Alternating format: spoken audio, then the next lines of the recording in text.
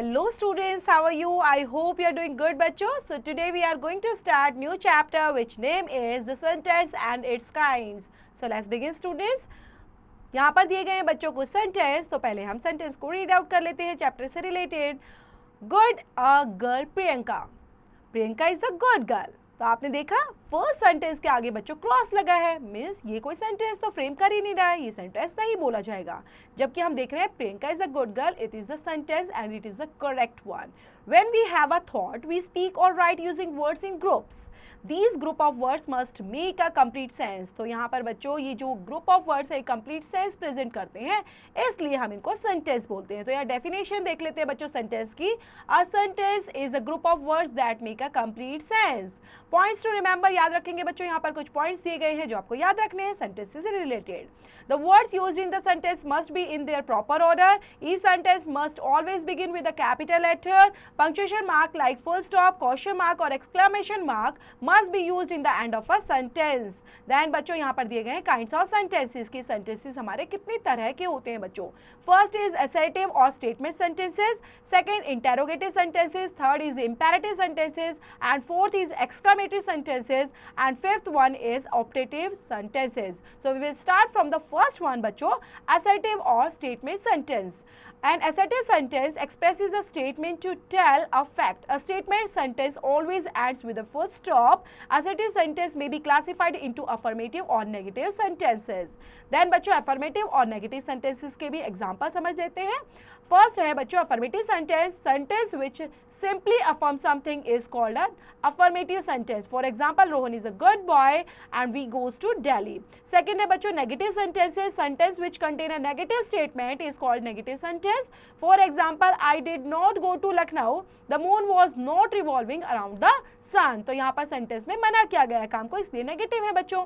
Second category कहलाती है बच्चों इंटेरोगेटिव सेंटेंसेस की. A sentence that ask a question और make some query is called an interrogative sentence. A question always ends with the question mark. तो ऐसे sentence बच्चों जिसमें क्वेश्चंस पूछे जाते हैं उनको बोलते हैं इंटेरोगेटिव सेंटेंसेस और ये हमेशा क्वेश्चन मार्क से एंड होते हैं. For example, why do you cry, what are you eating in the evening. Third category है बच्चों इंपेरेटिव सेंटेंसेस की. An imperative sentence expresses a command, a request और an advice. For example, please lend me 100 rupees. This is the request. And stand up on the bench, command. And third is always speak the truth. This is the advice बच्चों. Fourth category है बच्चों exclamatory sentence. An exclamatory sentence expresses a strong or a sudden feeling. An exclamatory sentence always ends with a mark of exclamation. For example, alas, he was dead. And bravo, you have done well. Fifth category है बच्चों optative sentence की. An optative sentence expresses a wish, prayer, boon or curse.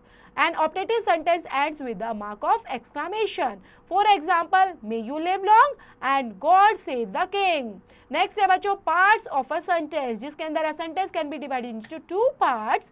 Subject, the subject is that part of sentence about which something is said. And predicate part कहलाएगा बच्चों. The predicate is the part of sentence which tells us something about the subject. The predicate can be one or many words and always contains a verb. Then बच्चों subject जो होता है sentence के अंदर तो वो कुछ ना कुछ बताता है, मीन्स जिसके बारे में डूअर हम बोल सकते हैं वो सब्जेक्ट होता है. एंड प्रेडिकेट पार्ट के अंदर जो बचा हुआ हमारा जितना भी बच्चों स्टेटमेंट होती है वो उसके अंदर आती है. रीड द फॉलोइंग सेंटेंस के अंदर हम इजीली पढ़ पाएंगे और समझ पाएंगे बच्चों. Like Rekha is eating ice cream. तो रेखा यहाँ पर बच्चों डूअर है क्योंकि काम करने वाला कौन है, मेन सब्जेक्ट कौन हुआ यहाँ पर, रेखा. एंड प्रेडिकेट पार्ट कहलाएगा is eating ice cream. In the study of the subject and predicate the following point may be noted. First, the subject of A generally comes first and is followed by the predicate. तो सबसे पहले बच्चों subject form होता है और उसके बाद हमारा प्रेडिकेट पार्ट आता है सेंटेंसेस के अंदर. तो ये था बच्चों चैप्टर जो सेंटेंस और उसके क्लासिफिकेशन से रिलेटेड था. तो इसको पढ़ेंगे, रीड आउट करते हुए, इसकी एक्सरसाइज भी खुद से आप कंप्लीट करेंगे. Don't forget to complete the exercise which is related to this chapter students.